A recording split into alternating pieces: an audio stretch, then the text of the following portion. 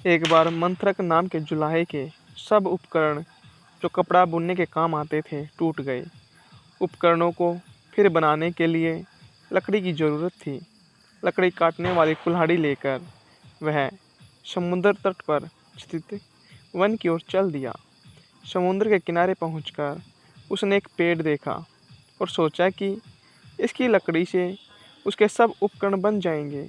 यह सोचकर वृक्ष के तने पर वह कुल्हाड़ी मारने को ही था कि वृक्ष की शाखा पर बैठे हुए एक देव ने उसे कहा, मैं इस वृक्ष पर आनंद से रहता हूँ और समुद्र की शीतल हवा का आनंद लेता हूँ।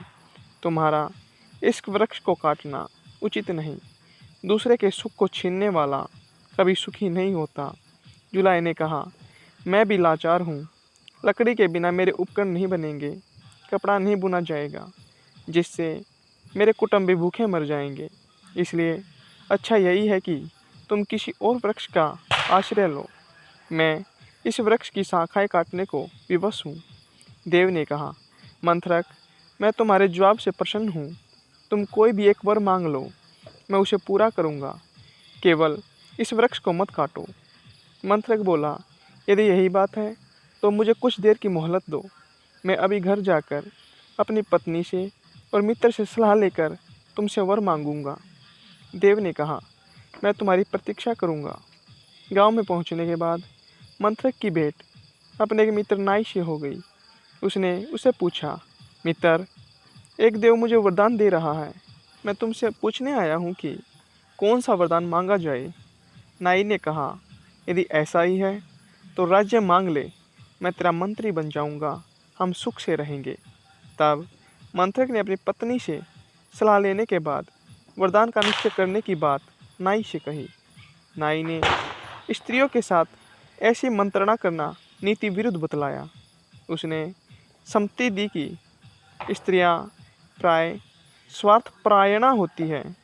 अपने सुख साधन के अतिरिक्त उन्हें कुछ भी सूझ नहीं सकता। अपने पुत्र को भी जब वह प्यार करती हैं तो भविष्य में उसके द्वारा सुख की कामनाओं से ही करती हैं। मंत्रक ने फिर भी पत्नी से सलाह किए बिना कुछ भी न करने का विचार प्रकट किया।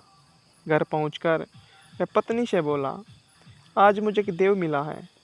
वह एक वरदान देने को उद्यत है। नाई की सलाह है कि राज्य मांग लिया जाए। तू बता कि कौन सी चीज़ मांगी जाए।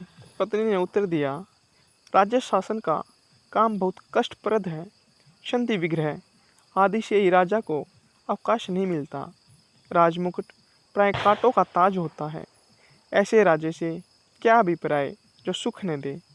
मंत्रक ने कहा, प्रिय, तुम्हारी बात सच है। राजा राम को और राजा नल को भी राज्य प्राप्ति के बाद कोई सुख नहीं मिला था। हमें भी कैसे मिल सकता है। किंतु प्रश्न यह है कि राज्य न मांगा जाए तो क्या मांगा जाए।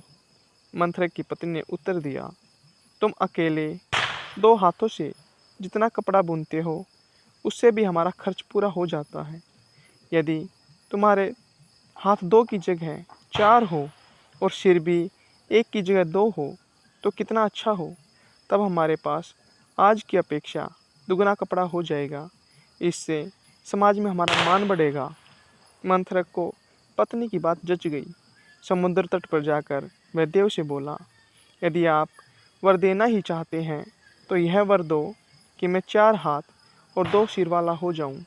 मंत्रक के कहने के साथ ही उसका मनोरथ पूरा हो गया। उसके 2 सिर और 4 हाथ हो गए। किंतु इस बदली हालत में जब वह गांव में आया तो लोगों ने उसे राक्षस समझ लिया और राक्षस राक्षस कहकर सब उस पर टूट पड़े। लोगों ने पत्थरों से इतना मारा कि वह वहीं मर गया। खुद का दिमाग न होने पर ऐसा हाल ही होता है।